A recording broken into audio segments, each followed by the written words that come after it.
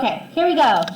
So this is how we do the steps for the printmaking for the 6th grade leaves. The first thing you're going to do is take your piece of paper and you're going to draw whatever leaf or flower you'd like to draw.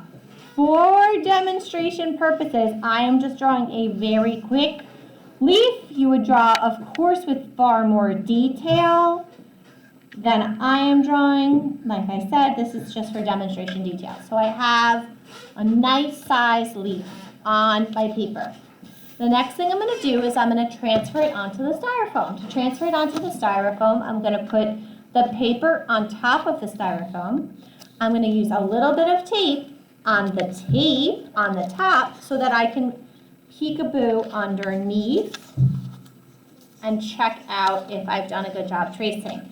To trace the leaf, I'm going to switch over to a pen. My pens are right here, and they have the little flags on them. Okay, so you're going to go ahead and press really hard with the pen so that you can print all of the lines.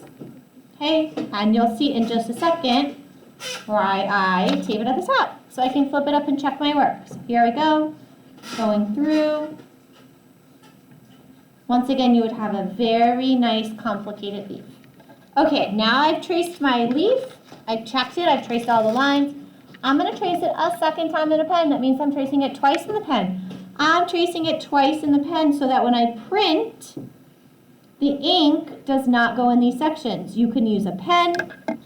You can use your pencil and kind of scrub it if you want a wider line. I think I like the way that the pencil is working much better than the pen. So I'm going to trace it again, and I'm really getting in and scrubbing it lines.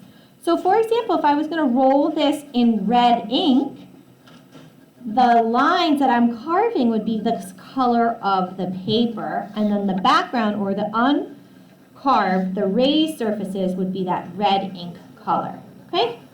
Here we go. Good amount of scrub. The next step would be to cut it out. You would use your scissors and you would cut out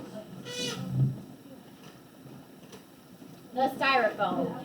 So you would cut the perimeter of your styrofoam. Let me show you a little trick.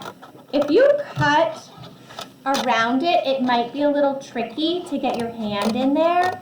So if you cut and then cut in from the side to remove the excess, it would be a little bit easier to manage. I think I grabbed lefty scissors, that's why I'm struggling so very much. Okay, so that is what you would stamp on there. You can even put your name on the back so that we know it is yours.